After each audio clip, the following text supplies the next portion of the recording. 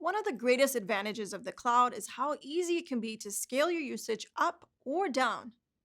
However, if you're working with a predictable compute workload, you can save some money with committed use discounts. In this video, we'll talk about what committed use discounts are and how you can use them to optimize your costs.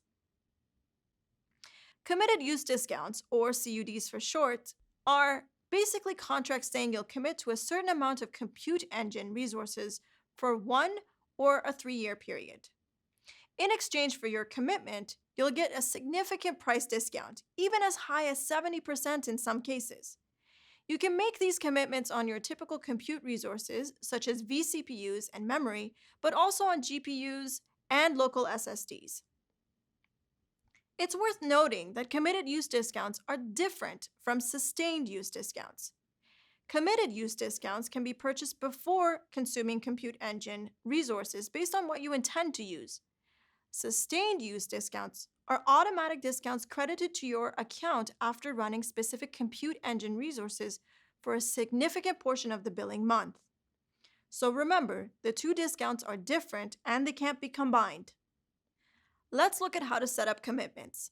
Then we'll explore the committed use discount analysis report to help you gain some insights from your data.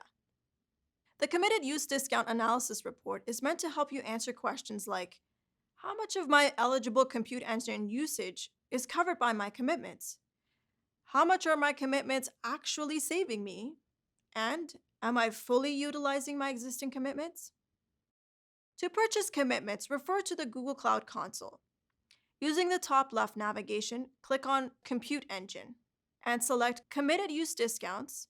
From here, click on Purchase Commitment to enter the specifics such as the time frame and which resources you want to purchase. Each commitment is purchased for a specific project and region.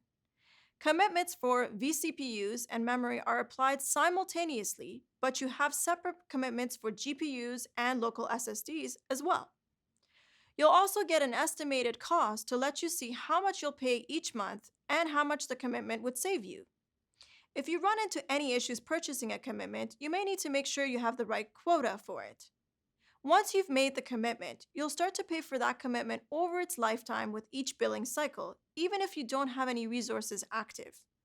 In this example, a certain amount of vCPUs and RAM have been used by a compute engine instance.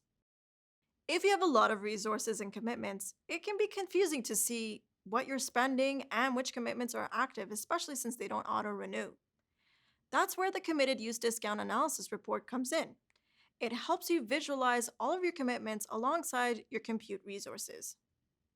Using the Google Cloud Console, choose a billing account and click on the Commitments option to get the report. Unlike billing reports, you won't be able to get access to the CUD analysis report by being a project owner, though you can filter by project. You'll need to be a billing account administrator or billing account viewer to see this report.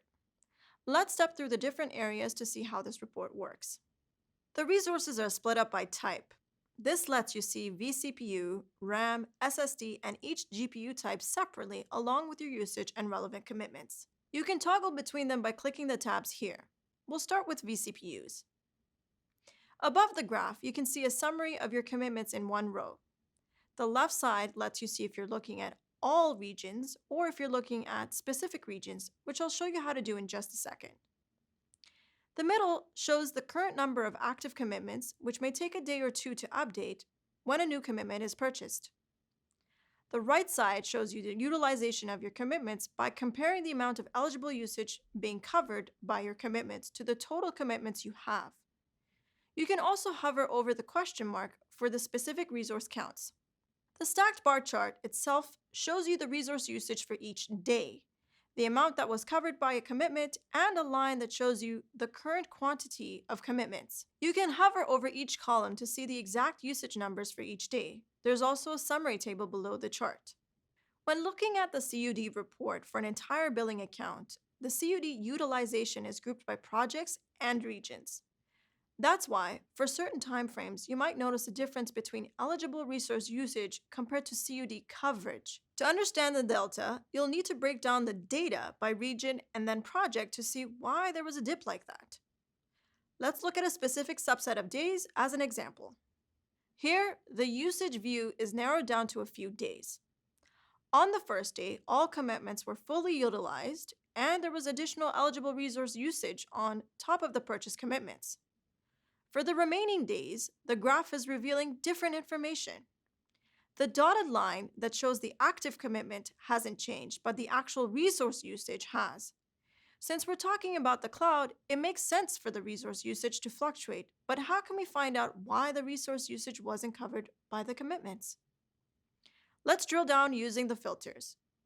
You can also change the time range here if you want to see more dates. We'll change the view to region and see the specific split up by each region. This is the US Central 1 region, but the graph is still showing the same usage pattern. Remember that committed use discounts are specific to a project and region, so let's use the filters to select a specific project.